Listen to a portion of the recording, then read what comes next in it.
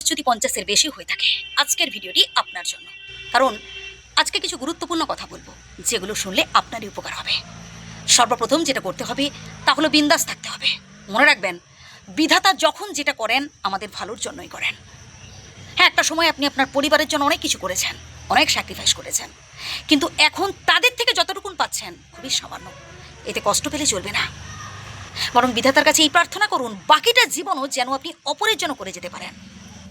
বিধাতা সেই সামর্থ্যটুকুন আপনার মধ্যে দিয়েছেন বলেই কিন্তু আপনি অপরের জন্য এত কিছু করতে পেরেছেন।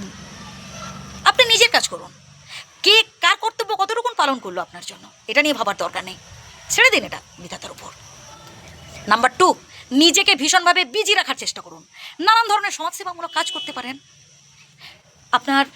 এছাড়াও আপনার গান শুনতে ভালো লাগে, গান শুনুন। খেলা দেখতে ভালো লাগে, খেলা দেখুন। যেখানে ছোটো ছোটো বাচ্চারা খেলা করছে বসে দেখলেন, তাদের সাথে মিশলেন। আপনার বয়সী বন্ধুবান্ধবদের সাথে একটু বেশি মিশবার চেষ্টা করুন। তাহলেই বুঝতে পারবেন যে আপনার থেকেও বেশি দুঃখ কষ্টে রয়েছেন এমন অনেক মানুষ। মানুষের সাথে মিশতে হবে, তাহলেই আসলে বুঝতে পারবেন যে কত দুঃখ কষ্ট সমস্যা মানুষের মধ্যে জমে রয়েছে। পারলে সমাধানের চেষ্টা করুন। এর পরের পয়েন্টটা তো আরও গুরুত্বপূর্ণ। অন্ধবিশ্বাস একদম করবেন না ভাই। কেউ কিছু বললো আপনি সবেতেই রাজি হয়ে যাবেন না।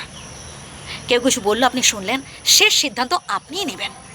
নিজের বিচার বুদ্ধি দিয়ে বিবেচনা করার চেষ্টা করবেন যে কতটুকুন এতে গ্রহণযোগ্যতা রয়েছে। এর পরের পয়েন্টটা তো আরও গুরুত্বপূর্ণ। তা হলো আপনার অর্জিত যা কিছু টাকা পয়সা বাড়ি গাড়ি যা কিছু আপনি কষ্ট করে উপার্জন করেছেন নিজের নামে রাখার চেষ্টা করুন। হ্যাঁ, অন্য কাউকে আপনি নমিনে রাখতেই পারেন, কিন্তু আপনি যাতে করে ভোগ করতে পারেন এই চেষ্টা করবেন। অতিরিক্ত আবেগের বশে কাউকে এমন ধরনের কথা বলবেন না যাতে করে পরবর্তীকালে সেই মানুষটা আপনার দুর্বলতার সুযোগ নেয়, আপনার অসহায়ত্বের সুযোগ নেয়। এই যেমন ধরুন না, বাবা তুই আমাকে ছেড়ে যাস না, তুই যদি আমাকে ছেড়ে চলে যাস আমি সব কিছু শূন্য দেখব। প্রিয় বন্ধু আমার, এই ধরনের কথা আপনি যাকেই বলবেন সেই আপনার অসহায়ত্বের সুযোগ নেবে। তাই নিজের ওপর ভরসা রাখুন, নিজের কর্মের ওপর বিশ্বাস রাখুন, আর ভরসা রাখুন বিধাতার উপর। মাথার উপর ভগবান রয়েছেন, আল্লাহ রয়েছেন, বুঝলেন? যিনিই ভগবান তিনিই আল্লাহ, তিনিই গড। এই বিশ্বাস কিন্তু আপনাকে রাখতেই হবে। আপনার কর্ম যদি ভালো হয় তার ফল ভালো হবেই। সৎ পথে থাকতে হবে, সৎ কাজ করতে হবে, ব্যাস।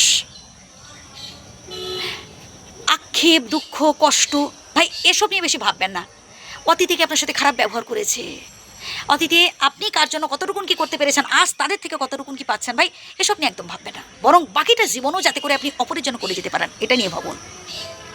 সমাজে কিছু কিছু মানুষ থাকবে, তাদের চর্চাটি হচ্ছে সমালোচনা করা।